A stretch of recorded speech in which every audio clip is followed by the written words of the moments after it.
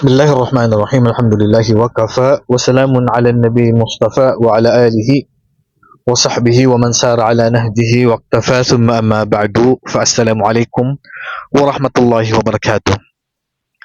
Mga kapatid sa pananampalatayang Islam at sa mga kababayan natin na hindi pa po Muslim, sa ating relihiyong Islam, wala po tayong dadakilain na anumang bagay sa mundo. Kahit ano pang mga masasabi natin mga milagro na naipakita nito, hindi pa rin natin pwedeng dakilain yan. Ang may pinakamalaking mga milagro na nagawa, mga himala, ay ang mga propeta. Pero pwede ba natin silang dakilain? Katulad ng pagdakila na pupunta ka na sa libingan nila, mananalangin na doon. Subhanallah, hindi pwede sa Islam yun. Napakalaking kasalanan yun. At isa lang po ang kasalanan na hindi po mapapatawad ng Allah. Sabi ng Allah subhanahu wa ta'ala, Inna Allah la yaghfiru ay yushraka bihi wa yaghfiru ma duna dhalika liman yasha. Katotohanan ng Allah subhanahu wa ta'ala ay hindi niya mapapatawad ang kasalanan na pagtatambal sa kanya o pagsamba maliban sa kanya. Ang tanging kasalanan na mapapatawad niya ay maliban sa kasalanan ng syirkun akbar o pagsamba maliban sa kanya. Ang rebulto, ang kahoy, ang puno, si Jesus, propeta, si Muhammad sallallahu alaihi wasallam, hindi natin pwedeng dakilain.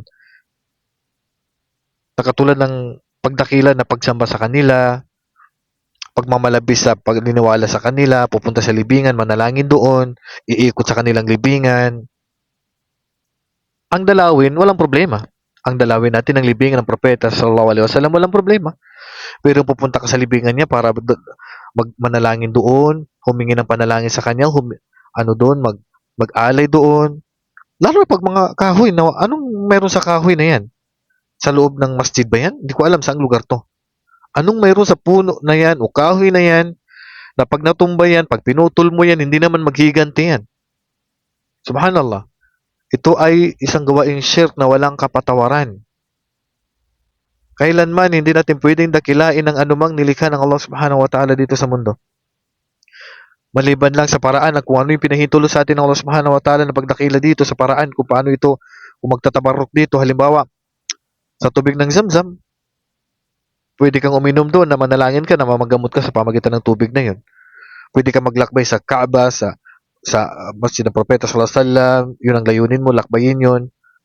So, yung mga may katibayan na nagpahintulot ng Allah subhanahu wa ta'ala, yung paghalik sa Blackstone, walang problema doon. Pero yung walang katibayan, dadakilain mo, hahawak-hawakan mo, na hindi naman binanggit ng Allah, hindi naman niya pinagutos, hindi naman niya pinahintulot, mapapalabas po kayo sa Islam yan, mga kapatid. Subhanallah. Kailanman walang kapangyarihan ng revolto, walang kapangyarihan ng Blackstone, walang kapangyarihan ng ang masjid, walang kapangyarihan ang kahoy. Pati yung Blackstone nga sa Kaaba hindi dahil may kapangyarihan yun, kundi ginawa ng propeta sallallahu alaihi wasallam kaya natin susundin. Hindi dahil makapangyarihan yun. Ang kapangyarihan ay nasa Allah subhanahu wa ta'ala. Ang puno na yan, bakit mo hawak-hawakan, hahalikan, yayakapin, dadakilain? Wala billah, yan ay syirkun akbar. Mapapalabas ka po sa Islam. Kaya anumang bagay sa mundo, anumang gamit sa mundo, puno, rebulto, haram na dakilain yan. Maliban lang kung ano lang ipinahintulot ng Islam at sa paraan na kung ganun lang po yung paraan na gagawin mo doon. Katulad ng Blackstone, ang paraan dito ay halikan o hawakan.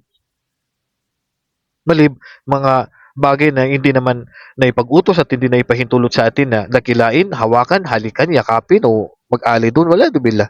Mapapalabas po ang tao sa Islam at ilayo nawa tayo ng Allah sa mga gawaing shirk na magpapalabas sa tao sa Islam. So, ito ay kamangmangan yung mga ganito mga gawain. Hindi ko alam anong meron sa puno na yan. Dapat yan ipinanggagatong, binibinta, o anumang na hindi dinadakila na katulad ng pagdakila sa ating Panginoong Allah subhanahu wa ta'ala.